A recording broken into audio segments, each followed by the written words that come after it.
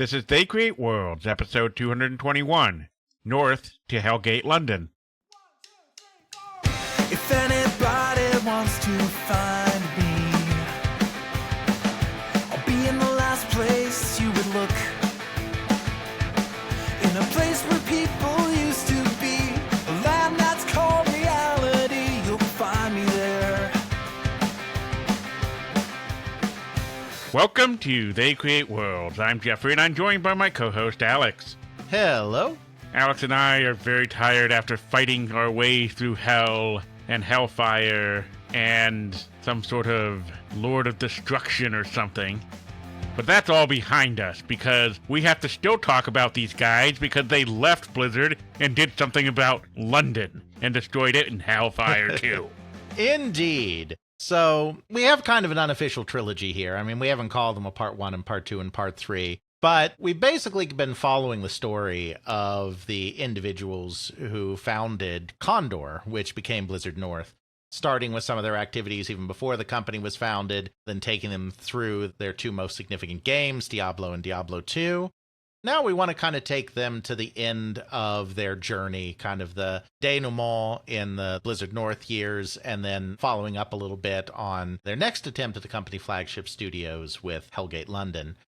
It's a lot more depth than we often go into on an individual studio, but that's in part because we're able to, because of the great work of David Craddock in his two books, Stay a While and Listen, Volume 1 and Volume 2. Now, we're not just solely repeating stuff from those books. While a lot of the nuts and bolts comes from those tomes, we've also been adding in other insights and all the kind of similar analysis that we always do here. But it does mean that we are able to give a greater focus on an individual studio than we normally do.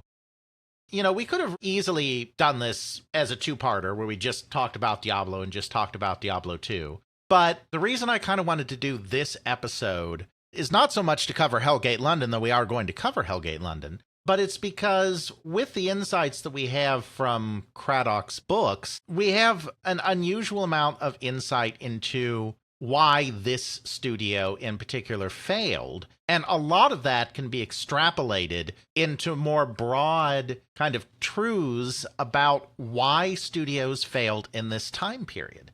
Because there was a rash of company acquisitions in the 90s.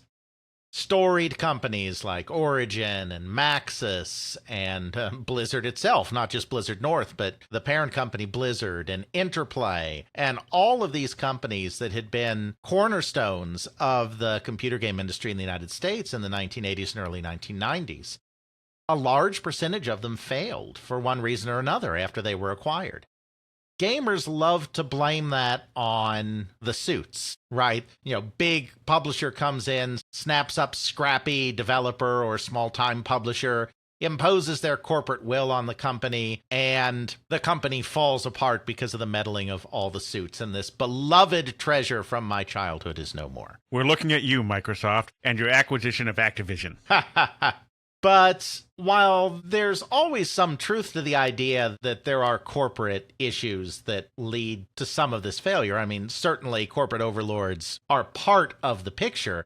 That's not a really fair overall picture. It's not a complete story. Oftentimes it is part of the story, for sure, but it's not the complete story. I think in the Condor story, the Blizzard North story, where we have a fair number of interviews, thanks to Craddock, of people at all levels of the company.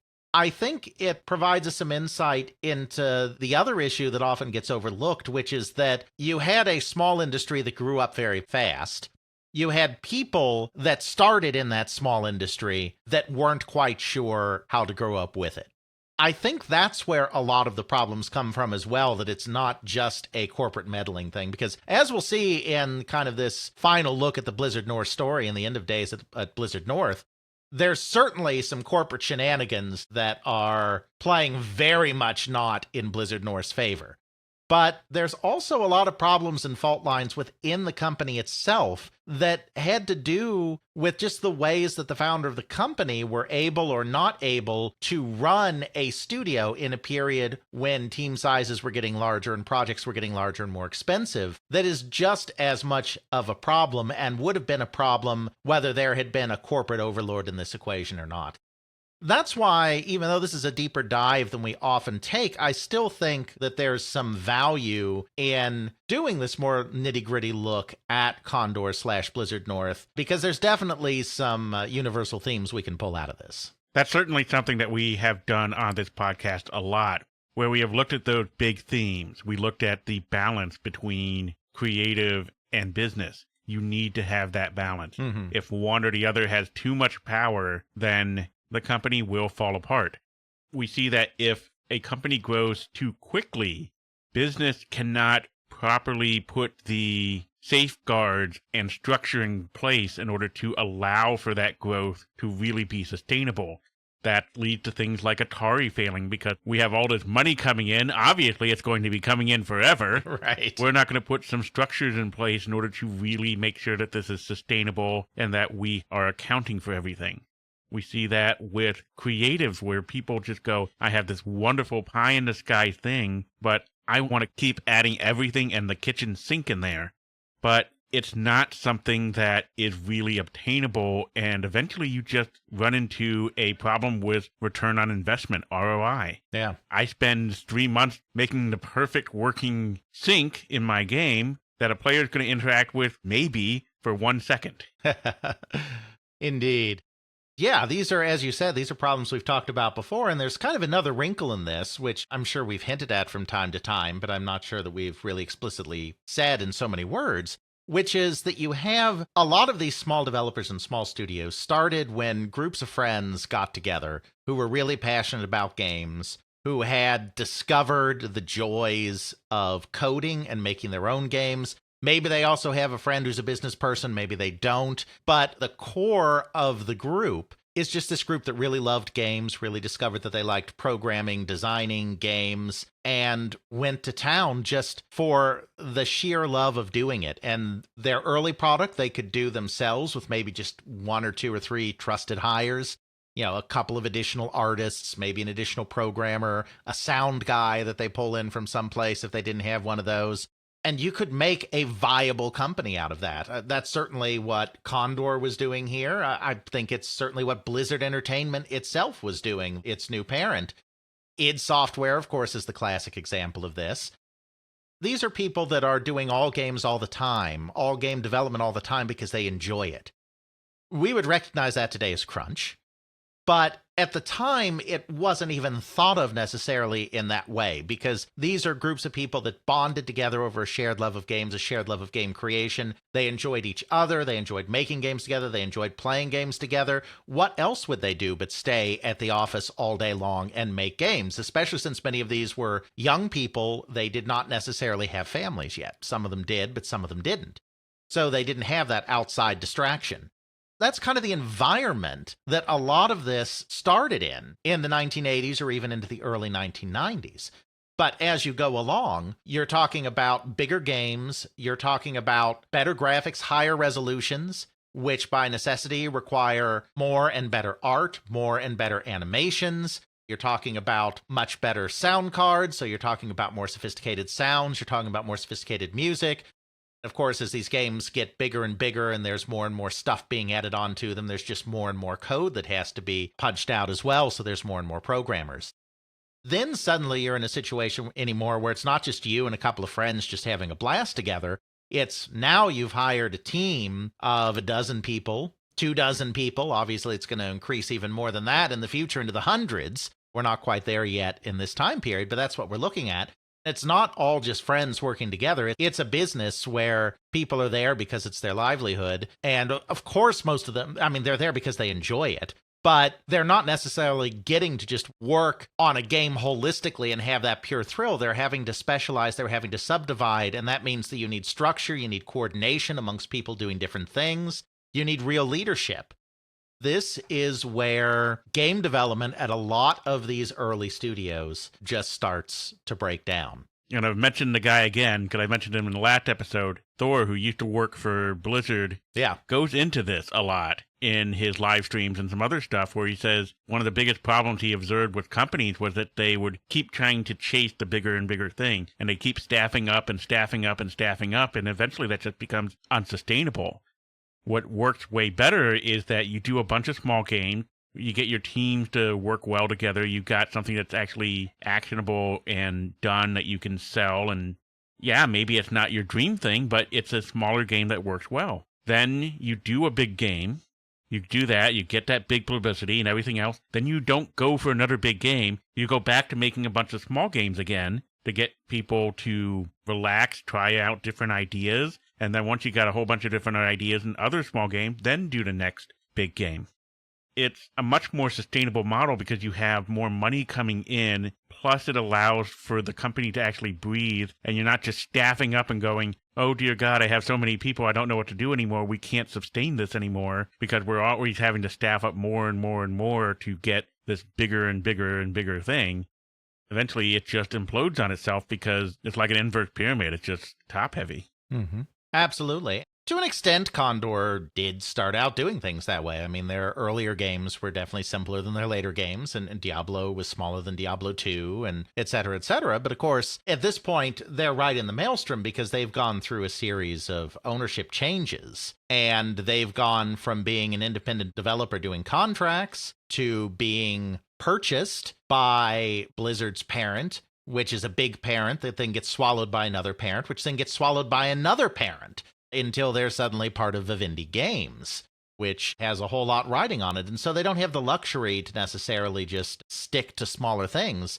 The industry is big and getting bigger. Their publishers are big and getting bigger, and they have to get big and get bigger. And of course, all of that culminates in what we talked about in our previous episode, which was the massive crunch on Diablo 2, the 18-month crunch on Diablo 2. That's a year and a half, kids. Yeah.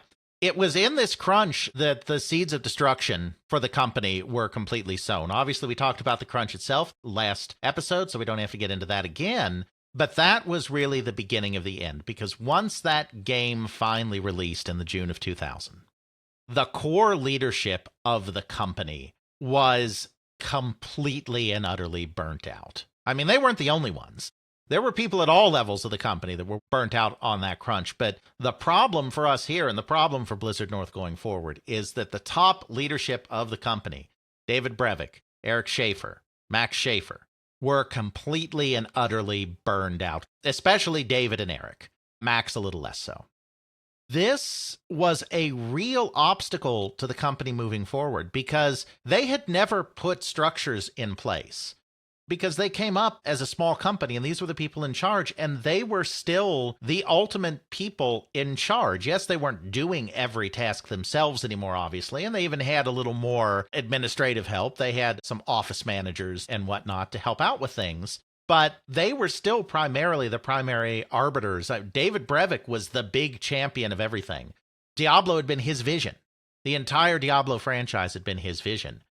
Even though there were plenty of other people that were responsible for the ultimate success, other programmers, many talented artists. For the second game, Stig Hedlund, the designer. Of course, always Matt Ullman with his fantastic music.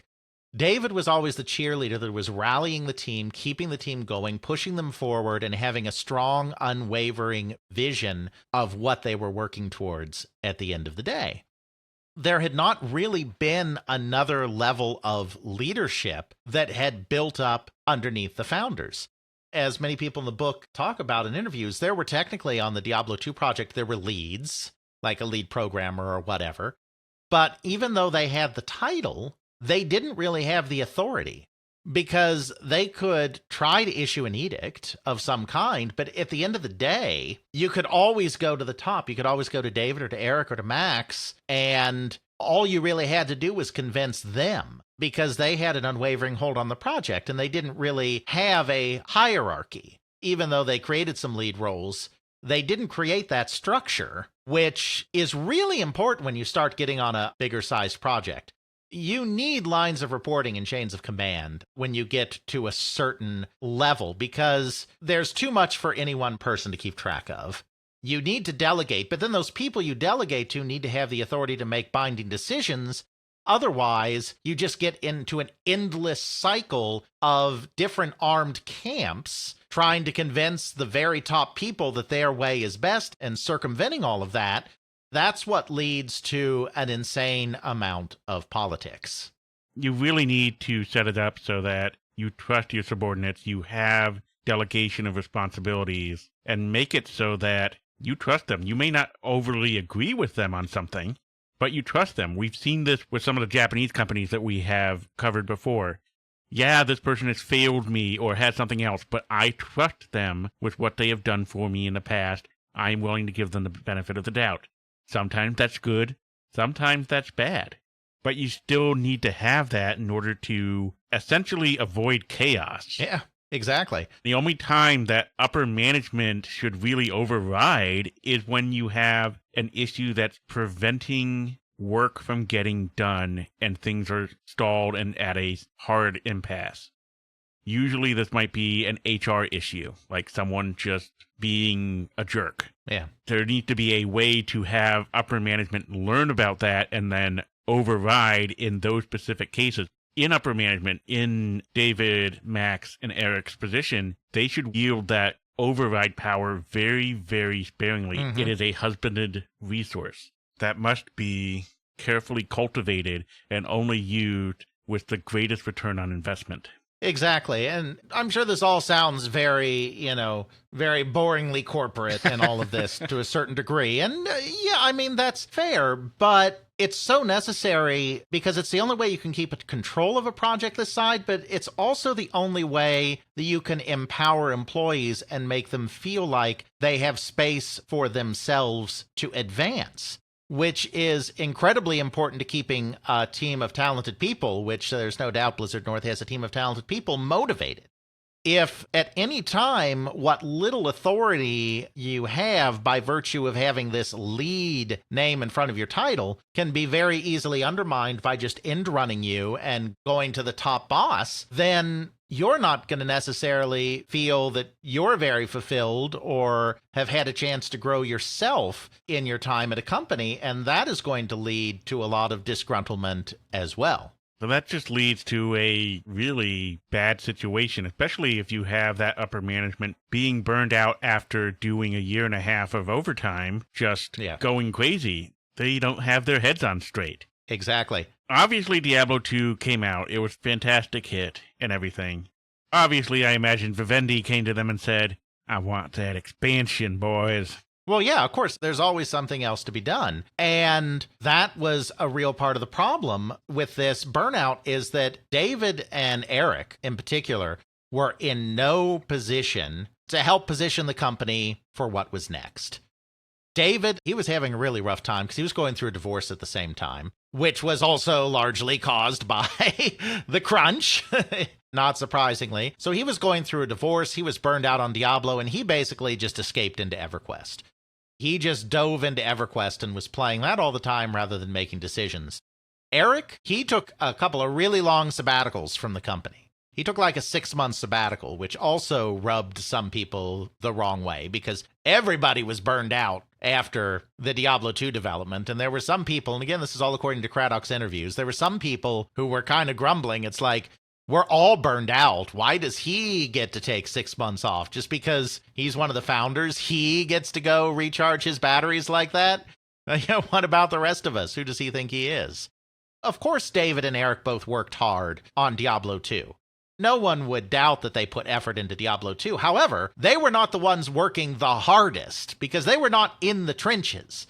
They were not the ones doing the grind day in and day out to get it finished. So, a lot of these people were also like, they're burned out and they're withdrawing. And it's like they didn't even, from their perspective, David and Eric might have a different perspective. But from the perspective of these employees, it's like they weren't even doing as much work as we were. Why do they get to say they're burned out and they get to step back and still get paid? And we just have to keep pushing forwards. David was still a generally widely popular leader. I mean, it's not like people started hating the upper management of the company. But there were some seeds of dissension being sown there just because of that dynamic. Of course, there was an expansion that they were going to do, and we will talk about that expansion briefly here. It was Max, who was less burnt out than the others, that kind of took the lead in overseeing that project, with 2 people underneath him primarily. Programmer Tyler Thompson, who was leading the technical design, and an artist by the name of Phil Schenk, who was leading the creative and narrative design of the expansion. It was a pretty straightforward process, actually, of doing the expansion. First of all, they did learn from the unrealistic expectations and ridiculous crunch on Diablo 2. Initially, they were handed a plan saying that we want the expansion in 6 months, and Tyler Thompson, who was really in many ways the project lead, and this was another point of contention because Max was the overall lead and had final approval. Tyler was actually doing most of the nuts and bolts running of the project. So again, there was a little bit of that tension there with this inability to delegate and just designate people as real leads, even if they had lead in their title. Giving them real empowerment to be leads was a bit of a problem here as well. But Tyler Thompson was like, oh, no, no, no, no, no. Did you see what just happened on Diablo 2? We are not getting this done in 6 months. You can have your expansion in 1 year. By having the foresight to do that, they did not have to crunch on the expansion because they had realistic expectations based on past experience, something that video game industry is notoriously bad at. But I think the success and longevity of Diablo 2 as a product that could continue to sustain itself over that time through Battle.net play meant that the powers that be were willing to be a little more generous with the time. And so they got there 1 year, came out a year later. It was not a crunch experience. Phil Schenk is the one that really came up with the story of it. He really wanted to get at kind of the larger picture. Even though there's lore behind Diablo, they're making it up as they go along. It's not like they really have an overarching plan for where the Diablo universe is going. He thought it would be very interesting to delve into what was the end game of heaven and hell, the angels and the demons. We know they've been fighting the sin war. They know they've been at each other's throats. But what's the ultimate goal here? What do they gain by all of this fighting on Sanctuary? And so he came up with this idea of the World Stone and the idea that the barbarians were defending it and that Hell coveted this World Stone in order to do what it wanted to do with corrupting all life and all of that. The villain of the piece, being the Lord of Destruction, was also very obvious because the game itself had led it in that direction through the cutscenes, though we didn't mention this last time. But this was, again, another example of Blizzard South doing a lot of story making that was not directly necessarily coming from Blizzard North, just as the case with the cinematics in the original Diablo, where that shock ending of shoving the stone in the forehead was not anticipated by Blizzard North and came out of nowhere. Now, there was a little more coordination this time. It wasn't quite as uncoordinated as back then, but you see, they knew they were going to have cinematics again. Once again, it was going to be Blizzard South doing the cinematics. Blizzard North very briefly tried to take control of the cinematics in Diablo 2 and put together some mock-ups, and stuff was okay, but Blizzard down south was basically like, that's nice, but really, we got a team for this, so yeah, they're going to do it. Diablo 2 did something that the original Diablo didn't, which was that it had a full paper doll avatar where every time you equipped a new piece of equipment, it would change the way your character looked. The original Diablo had a couple of layers of that. There was like a light armor, medium armor, heavy armor variation. That was it, and it wasn't down to the individual pieces of gear you were finding. So the cinematics team, when they saw that system, they were like, well, we can't do cinematics that feature the character because there are endless variations on what the character might look like at any given time. The amount of cinematic work we'd have to do to support that would be nuts because they just didn't have the tools and the technology to do that easily back then. Nowadays, that's not such a concern. But back then, when everything was more pre-rendered, less in-engine, that was a really big concern. So they said, so we can't tell a story of your character in cinematics. So what we need to do is tell a parallel story to the story of your character so that there's this like narrative thread that's kind of moving along and is showing the thrust of the story, but it doesn't directly involve your character. And so that's how they came up with the idea of this traveling duo, this mysterious cloaked figure, and this sole survivor of this massacre caused by the stranger. And Marius, I believe his name is called. Yep, I believe so. Their continual trek to the east, always to the east, which, of course, also was the entree to having Baal be a figure in all of this, the Lord of Destruction, and end with that big reveal that that's who Marius has been following this entire time. Talking to. Yeah, sorry, not following, but talking to. Yes, he was following the stranger. He was talking to Baal. To Baal. Uh-huh. The general thrust of the story was established that way. Phil's big contribution other than that is he really wanted the quest to tie into the story for the first time, really. Neither of the first two games, they always kind of just came up with a bunch of quests randomly near the end, and most of them had nothing to do with the overall arc of the story. A lot of them were side quests. This time he wanted the quests to actually follow the progression of the game, so the quests are a little more tightly interwoven with the narrative as you pass through Act 5, the new act, and yeah, this big whole, World Stone, Fate of Sanctuary kind of thing playing out. Tyler and Phil did great work. Obviously, there were other people that worked on it under them as well, and created a really great expansion, and they did it without crunch. Even then, they were not afforded full autonomy that you would necessarily usually get in that kind of lead position because they were still Max looking over things. Some of those problems are still there. There's a lack of ability to advance, and there's a lack of, for a lot of the company's history, a lack of suitable compensation as well. And these are problems that are all going to come to a head in the aftermath of the launch of Diablo 2 and its Lords of Destruction expansion as the company tries to figure out what to do next. As we kind of said at the top, Dave and Eric were especially burned out. Even though it was inevitable that at some point someone was going to do some kind of thing that was going to turn into Diablo 3. The next project, which by next project I mean the project after Diablo 2 has launched, but while the Diablo 2 expansion is still under development, so there is still a small team focused on Diablo product. The next product has definitely got to be something else, because they done. But what that something else is not entirely clear. It goes by the nebulous name of Project X, and it's going to be Dave Brevik that's in charge of it. They know they want to still do some kind of action-y RPG because they know that that's what their bread and butter is. But they're not looking to just kind of repeat the Diablo formula or do Diablo in another venue. They know it probably needs to be in 3D at this point because 3D is very mainstream by 2000, 2001. They just start slowly over the course of a couple of years just blowing through a bunch of different ideas without being able to settle on anything, which again all comes down to Dave Brevik at the top just being burned out and not being able to get excited by any of the concepts they throw out there, and he has the final veto power. He's still very much in charge.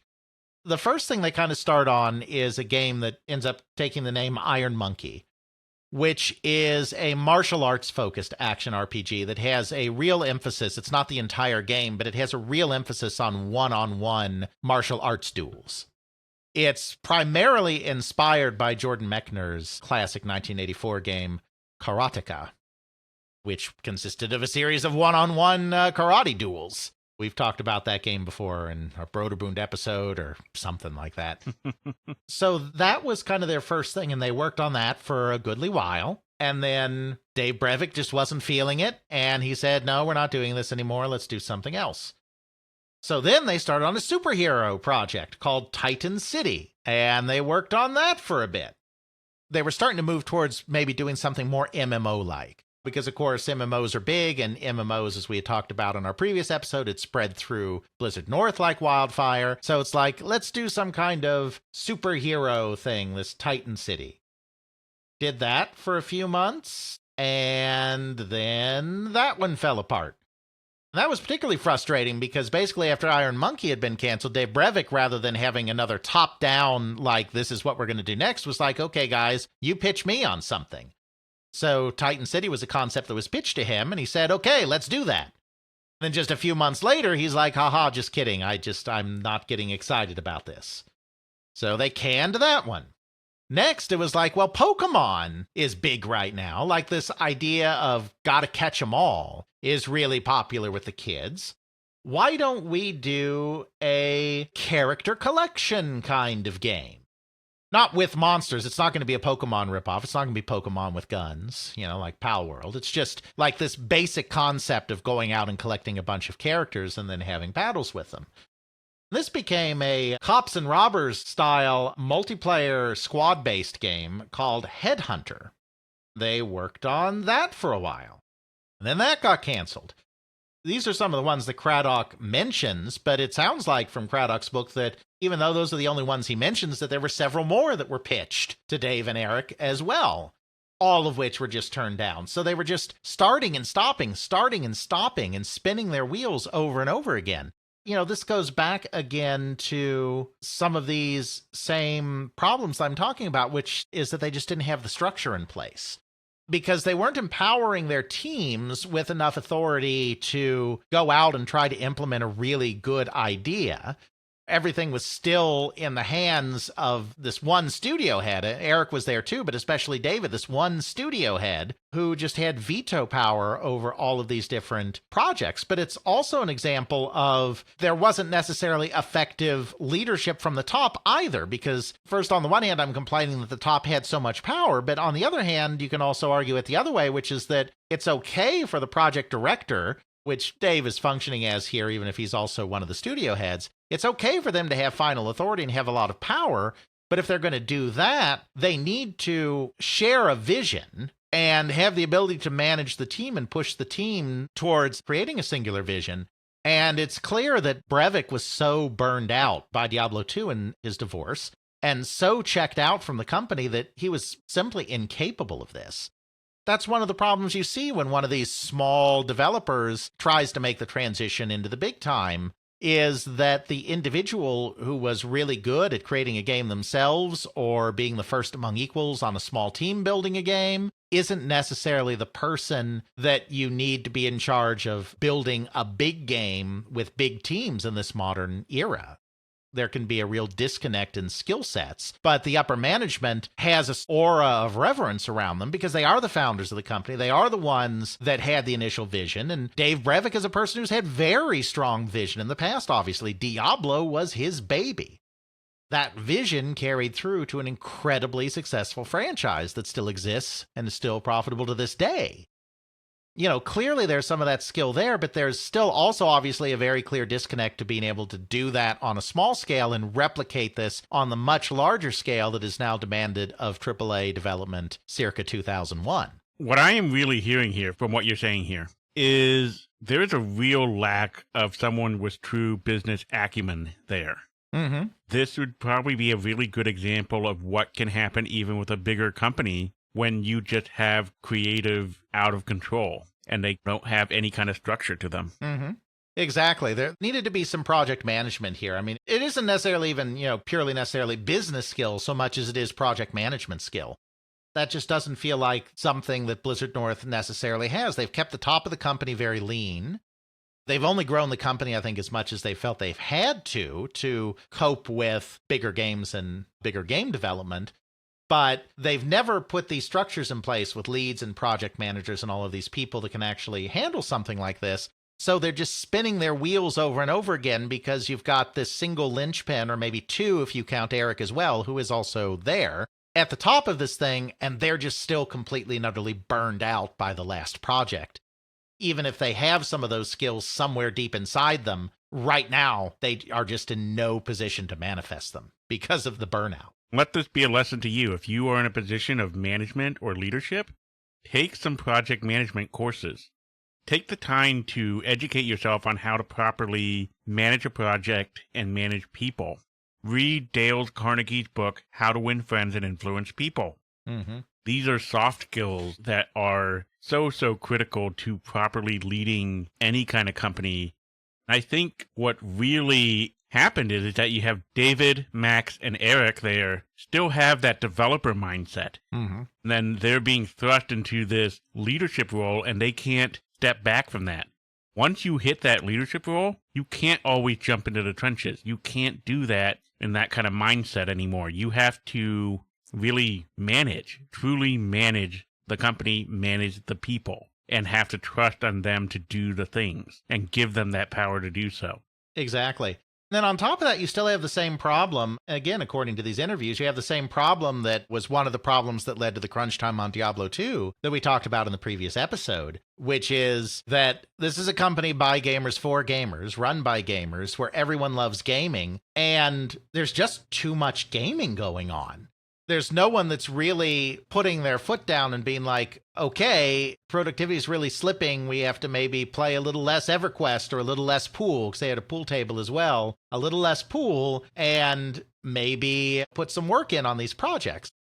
I know I've hit this point several times, but I do feel it's kind of the theme of the episode, is that this is oftentimes what happens when you get these developers suddenly thrust into these positions of management. And we're focusing on Blizzard North because we have the interviews, we have the details. But I think if you were to look at most of the developers from this period, you would find a lot of the same issues. These issues are as much why some of these companies failed to adapt to the bigger game industry and new corporate overlords, and not just business people coming in and mucking things up. Though we are going to get to the business side of this disaster in a little bit as well, because there is some of that in the Blizzard North story too.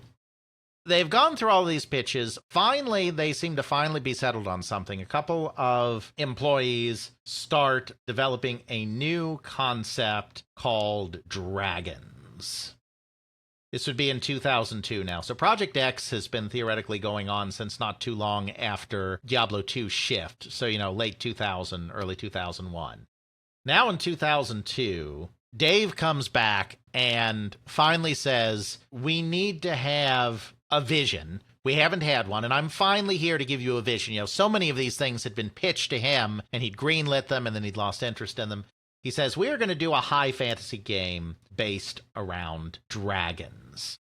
This particularly intrigued two individuals, Joe Morrissey and Eric Sexton, who really decided to take this concept and run with it. And they developed this whole world, and they developed this lore, backstory to it. Morrissey's a writer, so there's a lot of that kind of stuff going on as well. And they're really getting into this. They put together what they think is a great kind of proposal for what this thing could look like. Still going to be an RPG, but now you're like riding and controlling dragons and stuff. Then it ran into problems of all things, and this is just one of those things that we all kind of know is always sitting in the background of the video game industry, particularly at this time, but isn't necessarily always said out loud. This one runs into friction because the main character, the main protagonist, is a woman. And the main story is kind of a romance story, a love story featuring this woman. The male-dominated echelons of the Project X team are very uncomfortable with the idea of playing through a love story as a woman. There may have been other things that were going on as well that people didn't like about the concept, but this is one that definitely seemed to cause particular ire towards this concept. So this one failed as well, just like all of the others before it. Now it's 2003. 2003, this has been going on for probably about 2 years, maybe a little longer. 2 years of spinning your wheels when you probably just could have said, everyone, take 6 months off, recharge your batteries, come back and let's attack this fresh. And then you would have saved a lot of money. Potentially. Finally, Eric Schaefer comes in to the rescue and is basically like, okay, no one can figure out a new direction to go. It's time to pull out this concept that we talked about a while back. This is an old concept they pulled out. And let's just do Diablo in space, okay? So after all of that, all these attempts to move in different directions, they finally decide that they're going to basically just do Diablo in space. Nothing more sophisticated. Indeed. And obviously there'll be some differences. But yes, in this game, it never gets an official name, but it is referred to around the company as Starblow as a joke because it's like Diablo in space. And StarCraft. Yeah, so Starblow. And that's where they finally end up in 2003 after all of this going back and forth on all these concepts. That's one thing that's going on in the company. There are two teams. There is the expansion team that did Lords of Destruction, which, as I said, was a much smoother process. Max was not nearly as burned out as Eric and David were. Then you had some people under him like Tyler Thompson that were actually committed to doing some real honest-to-God project management and make sure that they had the time and the resources they needed to execute properly. That one went smoother, and of course the expansion was a success. And then that team was the team that then became the core of what was going to start work on Diablo 3. Now, we have to be very clear. There is a game. You can open up Battle.net right now and buy it and play it. There is a game called Diablo 3. It exists. I, in theory, own this game. Indeed. That is not in any way, shape, or form what is starting here at Blizzard North in late 2001, early 2002, after the creation of Lords of Destruction. The Diablo 3 that came out was a complete do-over from scratch after all of the problems that we're talking about in this episode occurred and Blizzard North closed. They didn't take anything over. New developers, new concept, new everything. Which is why there were so many problems trying to just get that same structure and try to recapture the magic of Diablo 1 and Diablo 2, because you have none of the developers that made it. Indeed. This Diablo 3, it didn't get very far, even though they worked on it for years. They had some of the same problems the Project X team had, of just spinning their wheels over and over. This one didn't get very far. But we do know a few things about it. First of all, this was going to be much more MMO-like. They weren't entirely sure how they were going to handle everything, like they weren't necessarily going to do a monthly subscription or whatnot. Just because it was going to be an MMO, it didn't mean that it was going to be an MMO like EverQuest or World of Warcraft. They wanted to keep the same type of basic gameplay in place. They wanted it to be massively multiplayer. They wanted to have a persistent and fixed overworld, and a large one, where all of the players congregated and all the players interacted and might even have dynamic events taking place across that overworld. Then, on top of that, have procedurally generated dungeons where most of the meat of the gameplay took place. They were still, from all it looks like, they were going to keep the isometric view. They were going to keep the fast click, click, click, click action. They were going to keep the procedural generation. They were just going to limit it to the dungeons. But then the MMO aspect would be the persistent online world where everyone is interacting together, rather than the previous two games, which were single player with the option of multiplayer. And if that multiplayer occurred, you were just going off with a few of your friends in BattleNet and creating your little up to 8-player Diablo experience without interacting with anyone else other than in the chat room or whatever. Kind of taking that core Diablo gameplay loop and applying it to an MMO world. They also, because this was very popular in MMOs at the time, they were also going to implement a faction system. The factions changed constantly throughout development. Craddock mentions a lot of the factions at various times. We won't go into that here. You can read his book. They changed constantly, but the idea was there would be 3 different factions, and your choice of classes would depend on which faction you chose. Sort of like the original Warcraft. Wow. Yeah, exactly, in a way. Each of those factions were going to have 3 classes. And again, those classes changed ridiculously over time as well. They were all variants on classes that had existed previously, like the Barbarian and the Rogue. I mean, they weren't called that. They were new classes, but they were classes that contained elements of the Barbarians and the Rogues and the Sorcerers and the Paladins and all of these things that they had done before. But they were going to be brand new classes. And again, the classes changed constantly over time. Here we're getting into the problem that afflicted Diablo 3, which was similar to the problem that afflicted Project X. Now, Project X was having conflicts on a higher level because Project X could not even decide on a concept. The Diablo 3 team knew they were doing Diablo 3, but everything else was in a constant state of churn. They kept coming up with different factions. They kept coming up with different classes. They were still debating whether this would be a 2D or a 3D game.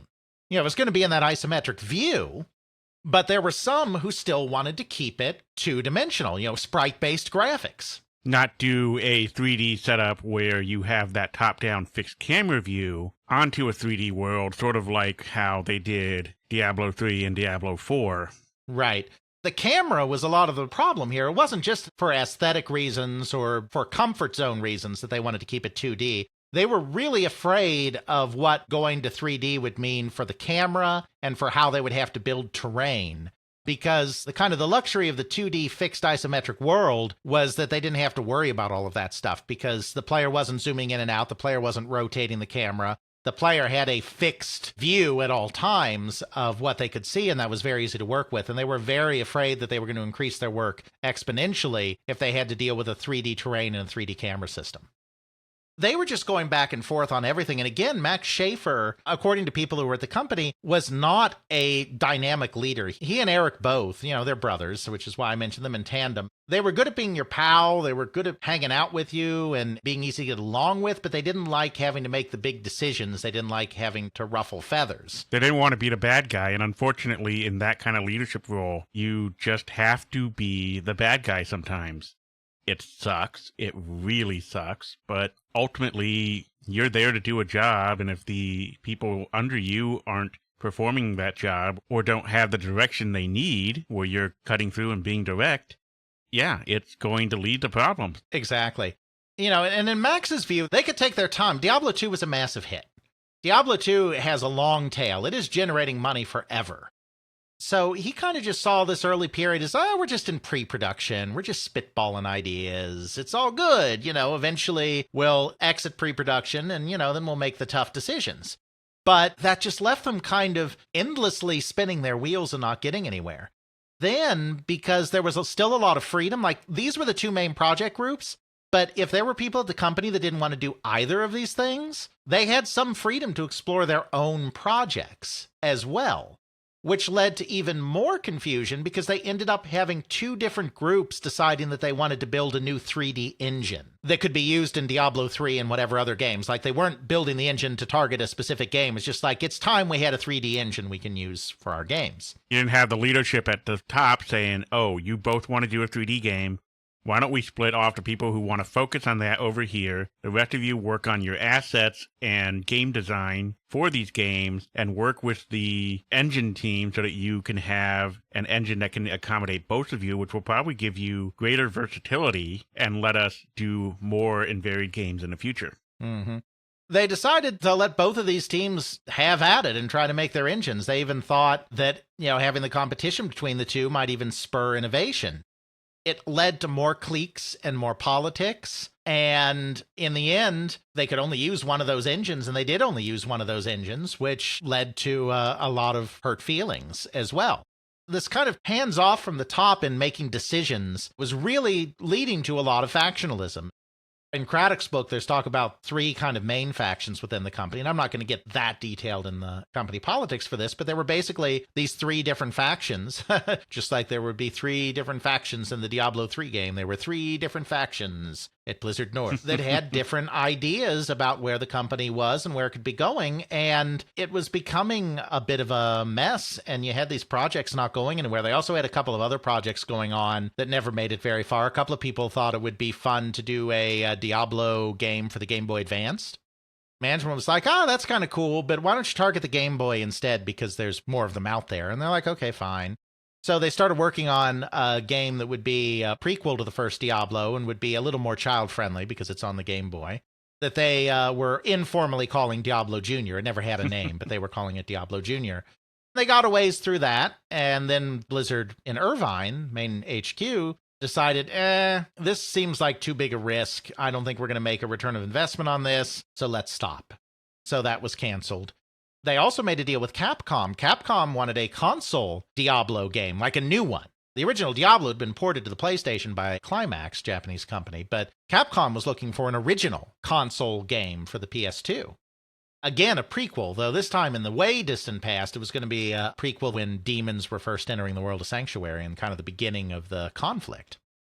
That was going to be more of an overseeing project, like Capcom was doing the work and Blizzard North was just offering input. That project died when they got the first build back from Capcom, and it was absolutely terrible.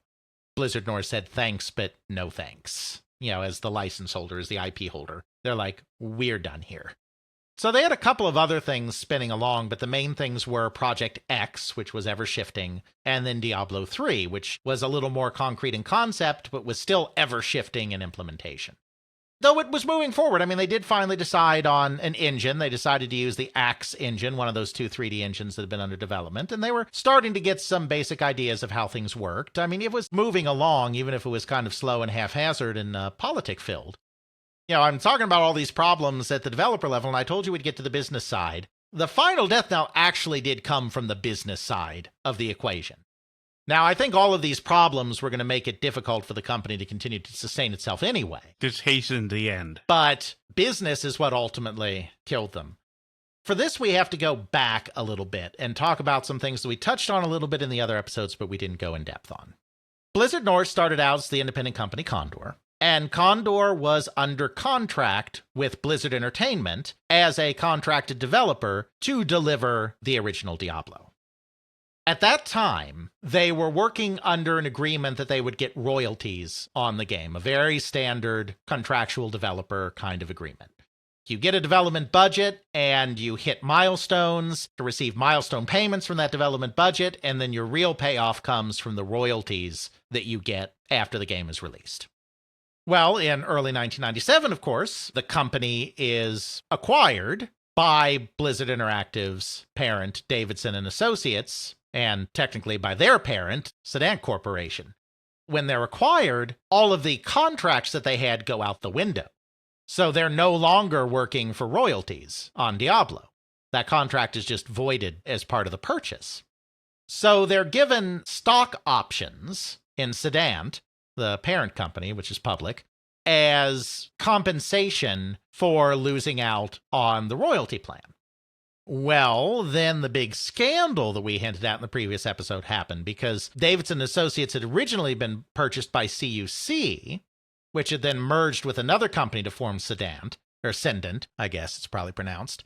Then it was discovered after that merger that the CUC people had been cooking their books for years. I mean, the CEO, Walter Forbes, ends up going to jail for this. I mean, it's serious. They're really cooking the books. Sendant's stock goes into the toilet because of this, obviously. Big Wall Street scandal. So they were supposed to get royalties. Now that's not happening. Then their future is tied up in stock options that are suddenly not worth very much at all, that have lost the vast majority of their value.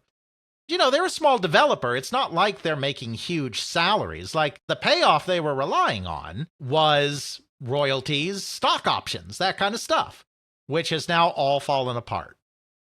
The people in Blizzard at Blizzard Entertainment are kind of in a similar situation at the main headquarters as well. So they present a unified front to Sendant. Max, Eric, and David at Blizzard North, Mike Morhaime, Alan Adham, and Paul Sams, the upper management at Blizzard Entertainment in Irvine. They get together and tell Sendant, I don't care. Look, guys, we need a royalty plan. We need you to authorize a royalty plan for Blizzard. We are producing a lot of value for this company, and we are getting nothing in return, especially now that the stock is in the tank. So you need to do right by us, and if you don't, all 6 of us are going to resign. Good luck maintaining the only successful part of your entertainment business without us. Pretty much going the nuclear option. Exactly. And the company caved. They implemented a royalty plan. It was a pretty good royalty plan, and it covered all Blizzard North and Blizzard South employees equally. What I mean by that is when StarCraft became a big hit, the people at Blizzard North also were able to participate in that success. Then when Diablo 2 became a big hit, the people at Blizzard Entertainment in Irvine, which the Blizzard North people like to call Blizzard South, participated in that. And the amount of royalty payment you got was based on a merit award system. So people that were seen as better or more important or contributors got a higher percentage of royalties. And all of that, the system worked pretty well. At some point, and I don't know which corporate owner they were under at this point, because then Sendant sells out to Havas, and then Havas sells out to Vivendi. I don't know if this was under Sendant or Havas. I don't think it was under Vivendi, though. But at some point, they decided that the royalties were insufficient, and they played the same trick, basically, saying, we need to up the royalties in the program, or we're all going to quit. And again, second time, this worked. They got higher royalties. So now the company is owned by Vivendi, and Vivendi has realized that they have made a horrible, horrible mistake. The chairman of the company that had pushed what had been a utilities company into the entertainment space, not just in video games, they also bought Universal Studios. So they were in the movie business, they were in the video game business. He is ousted because this is not going well for Vivendi. The new people in charge have decided we need to get the heck out of this stuff. We should have never gotten involved in all this entertainment. It's a disaster. We need to get out. So they start looking around for a suitor to take Vivendi Games, which is Blizzard, it's Sierra, it's other odds and ends, the entire package. For a while, it looks like Microsoft's going to buy. That never happens, but they're looking to sell the company, preferably all together, but I think at the end of the day, if they have to, they'll do it piecemeal too. Now, this has the Blizzard folks, North and South, really nervous because they don't want to end up someplace they absolutely do not want to be. So they decide amongst themselves they need to have a say in this sale. Like, we can't let Vivendi just horse trade us someplace awful. We have to be a part of this. They decide that they're going to do their same old trick again, and they are all going to resign unless Vivendi agrees to include them in the process of finding a buyer for Vivendi Games. But at the last moment, and Craddock doesn't have interviews with Blizzard South management, so I don't know the reasons why, but at the last moment, the Blizzard South people chicken out and decide that they will not use the nuclear option again. So since you don't have a unified front, that's going to greatly diminish their bargaining power. The Blizzard North people, they got enough advance notice out of this to rescind their resignations. They didn't get left high and dry. But they decided, David, Max, and Eric, decided that they would go through with this anyway and submit their resignations in the middle of 2003. Those resignations were gladly accepted by the powers that be at Vivendi.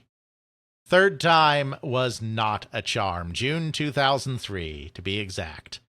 Their resignations were accepted, as was the resignation of a fourth person that we haven't really mentioned very much, Bill Roper, who had been with the original Blizzard Entertainment since its very early days, had come up north to be Blizzard Entertainment's representative producer on Diablo 2, but was embedded at Blizzard North and became more and more friendly with the Blizzard North people while he was there. So Bill Roper was also part of this round of resignations, and his resignation was also accepted alongside David, Eric's, and Max's.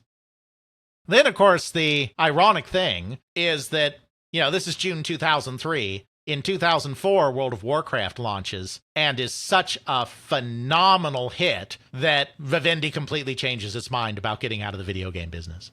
So they end up resigning for nothing because the company doesn't even get sold. Then they lose out on all that extra money and goodwill. Yeah, they lose out on that World of Warcraft money, assuming the royalty plan was still in place. I assume that made a wee bit of royalty for everybody involved. Just a bit. The resignation of the founders didn't necessarily have to be the end of Blizzard North.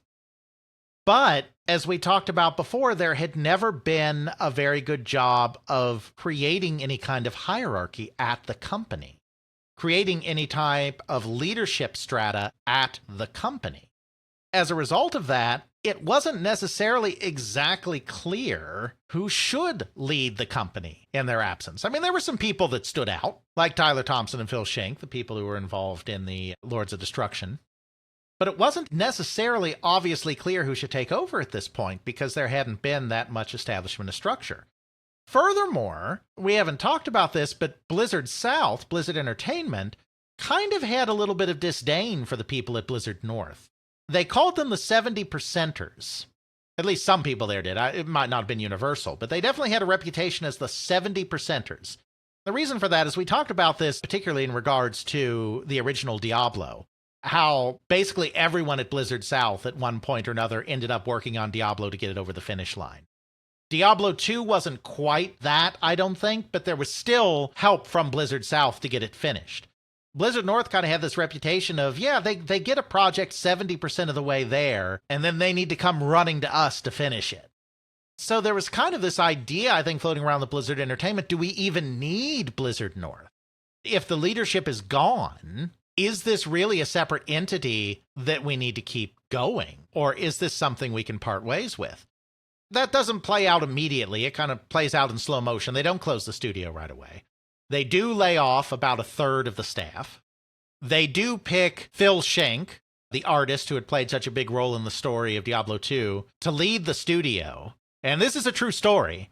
only to discover at the meeting where they're going to introduce him that he is no longer at the company because he has chosen to join Brevik, the Schaefers, and Roper at their new venture, Flagship Studios.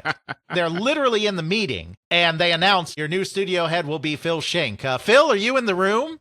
Then they have to be told by the Blizzard North staff, dude, he's gone. Not appearing in this picture. Uh-huh. Wow. Yeah, I know. That just speaks to how clueless they were. You would think before you make that kind of announcement that you would at least know, does this person work here? Just think of the morale hit and the loss of confidence that just gives when you say, we're giving it to this person that resigned. Yep. You didn't even realize that. So how clueless are you at that point? Indeed. They do ask Tyler Thompson, who did such a good job of managing the Lords of Destruction project, if he would like to take over as the head of the studio. And he said, no, I don't really want to do that. I don't want to be the leader. You know, according to the book, they then were basically said, okay, thank you very much. We accept your resignation. Wow. They finally do settle on a new studio head, Rick Seiss, a programmer who had been with the company since nearly its beginning. You know, one of the old guard. So Blizzard North did continue for a small period of time, now under Rick Seiss, but the relationship was very different at this point. All the founders were gone. Schaefer brothers gone. Brevik gone. Seiss is an early employee. He was one of the first hires, but many of the early employees are also gone. Many of the employees that served in some capacity as project managers are just gone. So it's really more like the entire heart of the company is gone. The soul of the company is gone, really, because you've lost the three core founders who really shepherded everything. Everyone who learned things about them is gone. It's like you're building a whole new company from scratch and they're expected to be gods of design. Right, and the thing is, Blizzard Entertainment down in Irvine wasn't really interested in building a whole new company. Now, at this point, they were going to keep it going. They had a long-standing relationship with them. They were going to keep it going. But they decided that it was going to take a lot more supervision from people down in Blizzard at Irvine. Of course, Bill Roper, who was one of the people that left, was the person that had been installed to give that supervision. They were talking about doing more supervision again, but they didn't actually move anyone up there this time. You know, the Starblow project is gone, the Diablo in Space thing. We're down to just one project, which is Diablo 3. As we said, Diablo 3 had some ambition behind it, this idea of making it more MMO-like. But with all of the talent that they lost and the need to just get something jump-started and get something going because the fate of the studio was literally at stake, they decided to really scale back. So they kind of scrapped the semi-MMO thing that we already talked about and really fell back on, let's do Diablo 2, except, you know, a little better, a little more polished, whatever. They did that, and they built a vertical slice, which is a term in the industry that basically you take one section of a game and you build it completely so that that section works in every single one of its systems. You use that for a model saying, like, this is what the game's going to be like overall. They build a vertical slice. Management down south is happy with it, and so they're like, okay, keep going, make that. We'll let you make that Diablo 3. Well, there's a new book that just came out, Play Nice, The Rise, Fall, and Future of Blizzard, by Jason Schreier, that doesn't cover Blizzard North very much. It doesn't add anything, really, to what we've already talked about in our previous 2 episodes. But it just come out, even after those 2 episodes were recorded. It discusses just very briefly this period of time, and basically, you had some of the big project managers, lore masters down south, like Chris Metzen, who we talked about in the Diablo episode, who were kind of keeping an eye on this thing on the Blizzard Entertainment end. According to the people interviewed in Schreier's book, because Craddock's book really stops when the founders left. So Schreier just kind of fills in a little bit of those last 2 years. They would come up north, they would review progress, and they would say, you know, okay, great, now do this, this, this, this, and this. So they'd kind of come through, upend a bunch of stuff, and the team would then have to scramble to make these changes because they weren't getting regular, consistent project management from down south. They were just coming through when they were able to. It's the same kind of problem they had with David Brevik, Max Schaefer, and Eric. Yeah. It's just worse. It's just absenteeism of leadership. Yeah. And then when they do show up, they're just like, and we're changing all these things. Get back to work. Exactly. And even on top of that, there was still some tension between the people that were like, no, we do need to seriously cut back now after all of the changes and just make a better version of Diablo 2. And the people that were still clinging on to this idea of let's make something new and exciting again and not just do a incremental update to Diablo 2. So with all of this going on, the game is just going nowhere. And remember, as we said before, this Diablo 3 is not the Diablo 3 that came out. This is a completely different project. And at this point, over this 2-year period between 03 and 05, the project is just absolutely spinning its wheels. It's not getting anywhere. They keep adding stuff, dungeon levels and items and whatever else, and they're just not able to find the fun, quite frankly. This leads Blizzard South to the very logical conclusion that they need permanent direct supervision of this game project from staff down at the Irvine office. They can't have this thing where someone like Metzen just goes up and says some things and then leaves and then comes back and says some more things. It's chaos. In the past, the way that they solved this problem was they had someone from Blizzard and Irvine embed themselves at Blizzard North. That's what they did with Bill Roper.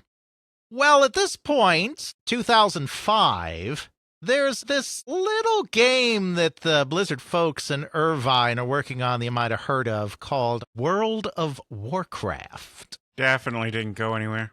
Yeah, so everyone, quite frankly, was busy. I mean, Metzen was on that. All the other people were on that. That was taking the majority of everybody's time. They really couldn't afford to send somebody away to manage a project up in Silicon Valley because everyone was needed at least some of the time to be working on this monstrous beast that was World of Warcraft. They made the only logical decision that they could in these circumstances and said, okay, Diablo 3 needs more supervision from us. We can't go up there, so it's going to have to come to us. So on August 1st, 2005, they officially closed Blizzard North. They moved any staff, or almost any staff, that wanted to relocate. They did give them the offer to come down to Irvine to continue working on the game, and there were employees that did take that offer, so they didn't just lay off everybody up there, and resolved that Diablo 3 would be finished, and ultimately, as it turns out, started over, though they didn't know that at the time, in-house, in Irvine, at what the Blizzard North people always colloquially called Blizzard South. So that's the end of Blizzard North. But of course, it's not the end of Brevik and the Schaefers, and we do want to follow quickly here that thread to its conclusion as well, because of course, they weren't ready to get out of the game business. They resigned as a tactic, and it backfired on them. They still very much want to make games. And so the three of them joined together with Bill Roper, as I mentioned, the former office manager at Blizzard North, Kenny Williams, no relation to Ken Williams of Sierra, different Ken Williams, and the aforementioned Phil Schenk, Tyler Thompson, and two other longtime employees of the company, Peter Hugh and David Glenn, who also left Blizzard North in the wake of their resignations, to form this new company, Flagship Studios. Flagship Studios is kind of its own interesting cautionary tale. It's really a cautionary tale of how hard it is to be an independent developer in this time period. It's a lot easier now. Well, it is if you're in the indie game scene, but I mean, AAA independent developers have pretty much entirely vanished. But yeah, there's a thriving indie scene, but they weren't trying to do a smaller indie scene kind of game. They were trying to do the next big thing at Flagship Studios. What they decided on is, okay, we're going to stick with our Diablo roots, but we spent so much time trying to figure out how to do another action RPG. That's not what we're going to do this time. This time, we are going to merge Diablo with Quake. We're going to merge Diablo with the first-person shooter. We're going to have the same idea of procedurally generated environments running through, killing everything, gathering loot to improve your character, but we're going to do it in a first-person shooter setting a la Quake rather than an action RPG setting. They were actually kind of taking some of the ideas from Diablo 3 as well. their Diablo 3 that never saw the light of day. Because they decided we want this to be an MMO type game, because again, those are very popular at this time, even before World of Warcraft's launch, which will obviously really take them into the stratosphere. Just like with the Diablo 3 that had been in the works at Blizzard North, they were going to have a persistent overworld hub where all the players mingled and interacted and whatnot. They would have factions, just like in Diablo 3. Then you would enter procedurally generated dungeons in order to do the meat of the combat. Since this was a first-person shooter, obviously those dungeons couldn't be catacombs and tombs and all of that. I mean, they technically could be, but it's a little bit of a mismatch with something that's more modern. At the same time, they were hoping to get a real international appeal to this game. So they didn't want it to be overly American. I mean, they're all Americans, but they didn't want their game to be overly American. So they decided on the city of London as a setting because, it's Europe, it's cosmopolitan, it's international, it's not so US-centric. There's an ancientness to London that lends it a certain interest. Then, your locations, your dungeons can be in like the London Underground and such. So that's how we get Hellgate London as this first-person shooter with Diablo overtones. The other interesting thing that they did here, and this is really the start of a new genre, even though this game itself ends up being a bit of a failure, is they want to keep that idea of Diablo where you have stats that improve, and as those stats improve, your character gets more powerful so they can mow down more enemies and get more treasure, and they want this virtuous cycle to continue. But stats don't make much sense in this time period in the context of a first-person shooter. First-person shooters do not have heavy stats on their characters. These days, there are first-person shooters that have light RPG elements and have character stats, but not so much in 2003, 2004. We don't know how to properly merge the two genres together. What level of RPG do we incorporate? What does that mean as far as gameplay goes? Because, say, if my dex is too low and I'm trying to have fun shooting a person, and my dex being low means that it just randomly starts jerking my mouse randomly, that's no fun. I'm not going to play that game. We're looking at you, Mass Effect. Exactly. What does that mean? What does having stats mean? How does that really enhance the gameplay in a way that makes it so that I want to play this more, as opposed to this is just a hindrance getting in the way of my FPS? Exactly. And so they decide to merge the idea of stats and improvement with the whole gathering items and more powerful items things. And instead of having the character's abilities really dictated so much by stats, they're going to have the character's abilities dictated by all sorts of wild capabilities of individual weapons. So the focus moves from the character to the weapon. Now is this sounding a little like, I don't know, Borderlands? Just a bit. I need to have my shotgun that shoots fireballs and have my sidearm pistol that shoots lightning bolts. So they decided that that's where they could create the interest. And then, taking a cue from the gem socketing system from Diablo 2, which we talked about in that episode, where you could further improve the stats of your gear in that game by attaching gems to sockets, they decided that in addition to have all these crazy weapons, they would also have a system where you could use components to improve your weapons, similar to how gems could improve your items in Diablo 2. It's still sounding an awful lot like Borderlands. Just a bit. Yeah, I mean, and this is pre-Borderlands. Hellgate London is really the first looter shooter. Again, we don't really deal in firsts here. It's always possible that you could go and find an earlier analog that had some of the same things. But believe me, because they've said it, the creators of Borderlands, the creators of Destiny, even though Hellgate London was a failure, these people were paying attention to Hellgate London. This is kind of ground zero for that subgenre that we know is the looter shooter. It's at least 90% there, 70, 80, 90% there. Yeah. And it's enough of a hit, or at least significant enough that other people in the industry see it and go, that's great. It's fantastic. It just needs to have this extra sauce, this whipped cream on top, and this cherry to make it really sing. Exactly. Obviously, there's a direct line, from Hellgate London back to Diablo and Diablo 2. Diablo gets us the looter shooter in a roundabout way, which means that Rogue gets us the looter shooter in a roundabout way, since Rogue, in a way, gets us Diablo. I like these chains of connection, as our listeners know. Ethan Johnson, friend of the show, likes to make fun of me for it, but he understands. He really does. Shout out to Ethan Johnson, friend of the show. This was kind of the important step on the way to the looter shooter. So what went wrong? Well, again, in a lot of ways, it comes down to the problems of being an independent developer in this time period. They knew that they wanted this to be an MMO-like game. This required them to have a robust server structure, similar to a Battle.net. They are a small company. They have no plans to try to do something like that themselves. They're shopping around for publishers, and they have wide publisher interests. Because, these are the guys that created Diablo. These are big names in the industry. They get a lot of suitors, but they decide to go with Namco. Because at this point, Namco America is staffed by some very ambitious people who want to make Namco a real force in the PC space. So they're looking to build online infrastructure, and they need games to take advantage of that. Namco's like, fantastic, you're doing this thing.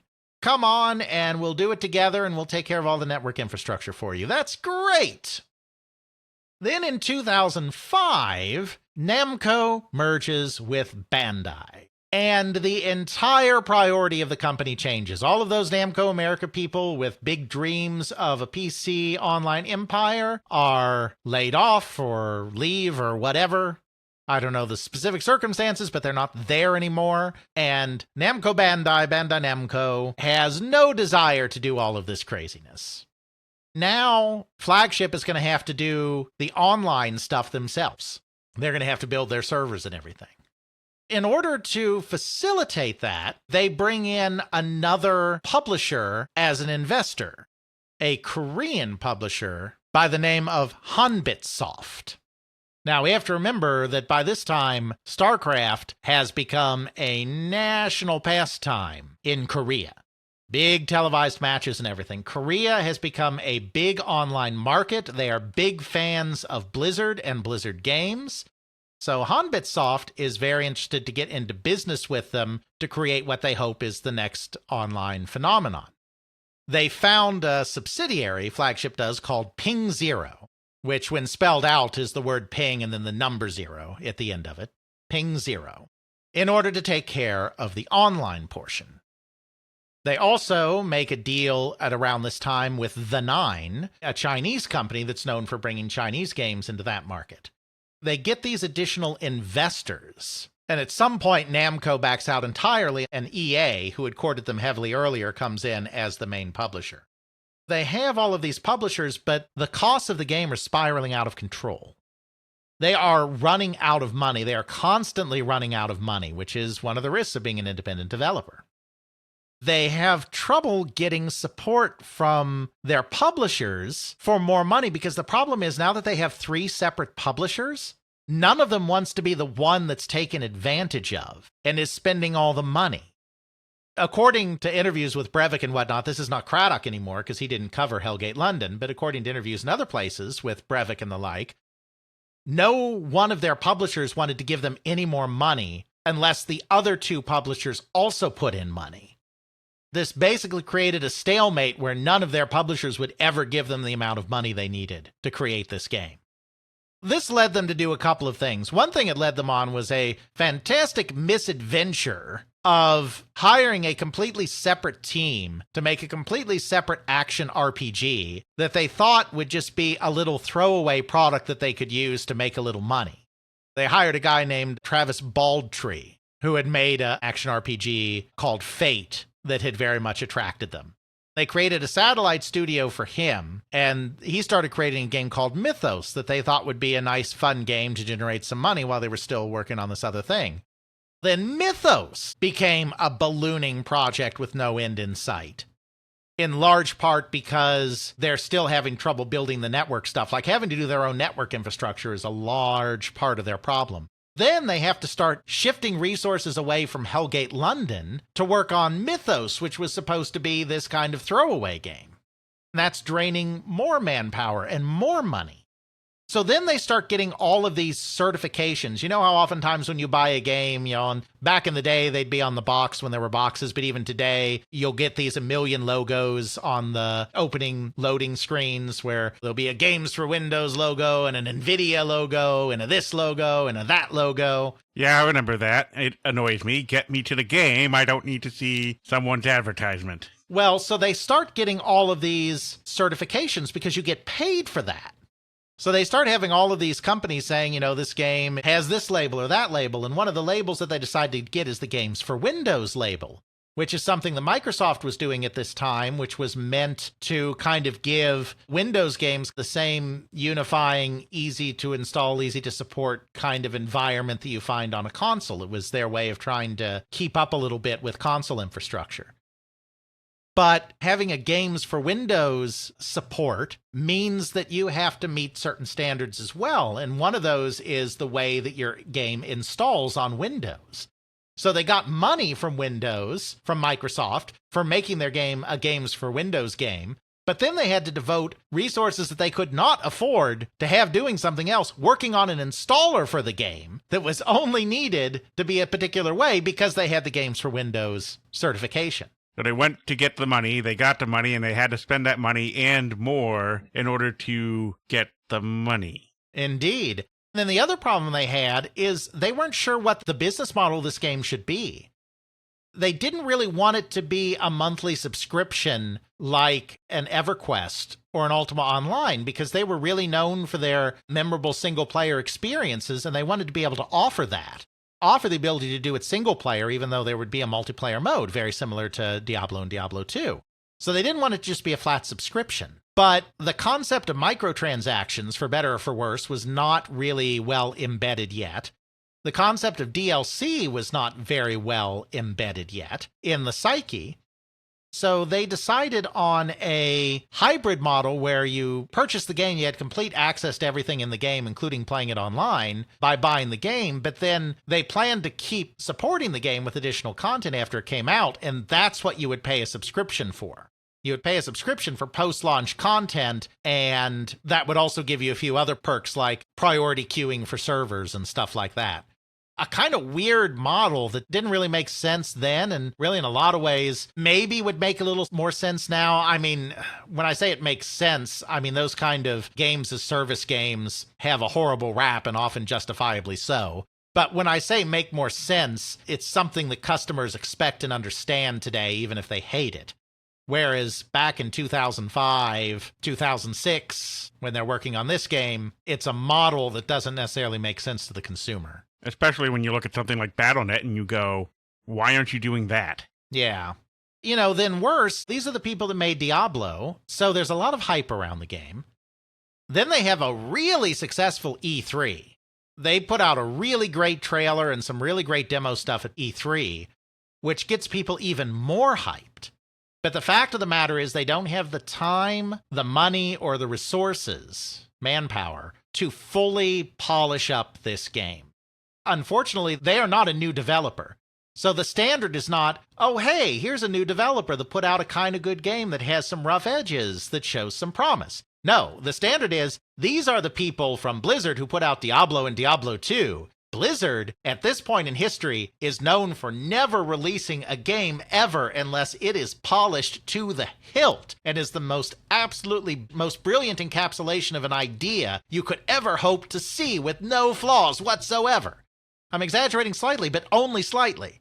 They are known for their polished games. They can't put out it's kind of okay game. They have to put out a Blizzard quality game, even though they don't have Blizzard's manpower or money. So they're just doomed. They are. I mean, it falls apart. It's released in October 2007. It has a very lukewarm reception in the United States and Korea.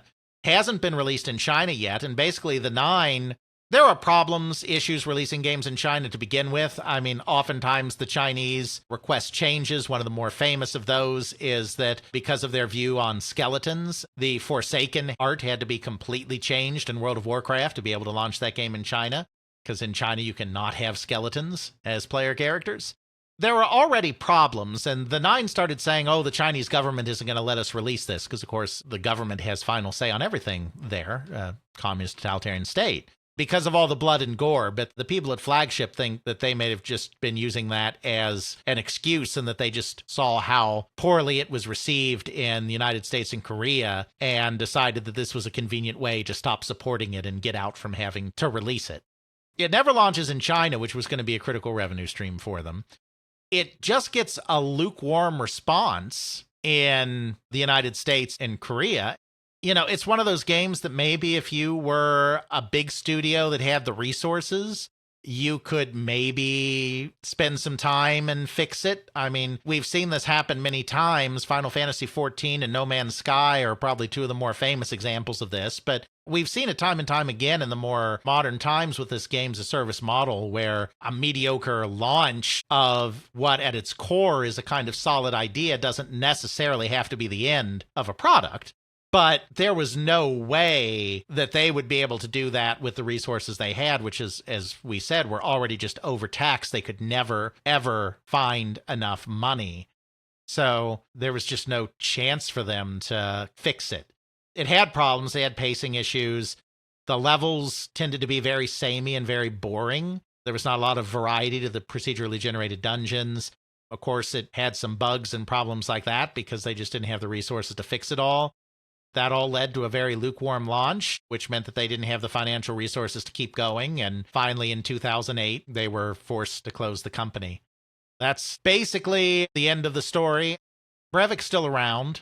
He has been involved in the indie scene since then. He's done some small games.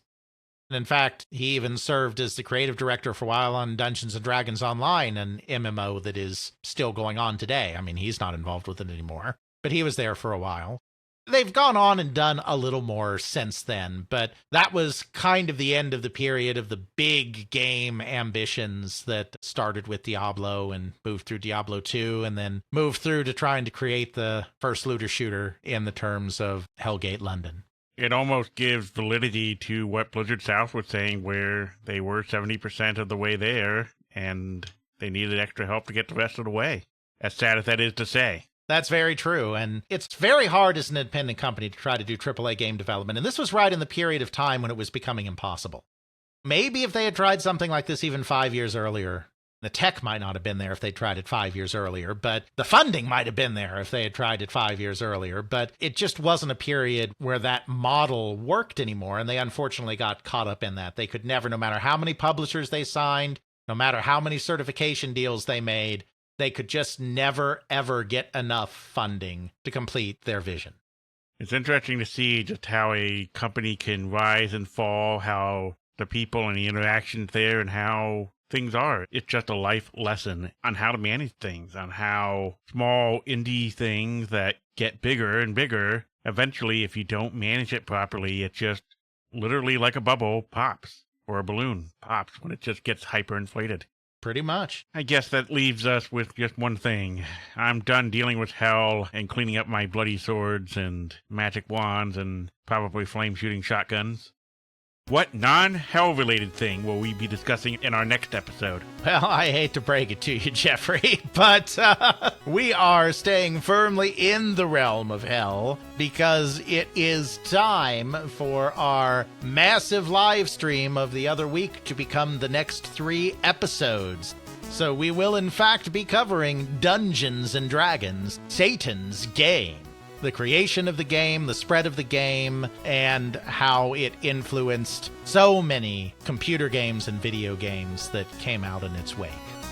We're going to need those magic swords and magic wands for at least 3 more episodes, Jeffrey.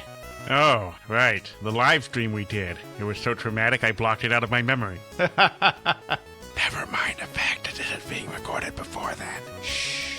Therefore, I don't know how it actually went. But that's not important. I'm sure it went fine. So yes, we will be releasing the Dungeons and Dragons and video games episodes next time on They Create Worlds. If you wanted to see the live stream, eventually I'll get that thing edited and uploaded. But until then, we'll leave the mystery of the next episode to that. And what comes after? Not even Alex knows. Nope. He never knows. Nope. So we'll see you next time. Get those robes ready, clean off those magic wands and swords from Diablo, and get down with some dice to go dungeon delving as we release the edited version of the live stream. Next time on They Create Worlds. Check out our show notes at podcast.theycreateworlds.com, where we have linked to some of the things that we discuss in this and other episodes. You can check out Alex's video game history blog at videogamehistorian.wordpress.com. Alex's book, They Create Worlds, The Story of the People and Companies That Shaped the Video Game Industry, Volume 1, can now be ordered through CRC Press and at major online retailers. You can email us at feedback@theycreateworlds.com. Please consider supporting us on Patreon at patreon.com/theycreateworlds. If you do sign up, please do so through the website and not through the iOS app. This saves you from the 30% Apple markup. We understand that you may not be financially able to support us, but you can still support us by leaving a review on Apple Podcasts, Spotify, or the podcasting service you use. We now have the podcast available on YouTube. Please like and subscribe. Intro music is Airplane Mode by Josh Woodward, found at joshwoodward.com/song/airplane mode, used under a Creative Commons Attribution License. Outro music is Bacterial Love by Roll Music, found at freemusicarchive.org, used under a Creative Commons Attribution License.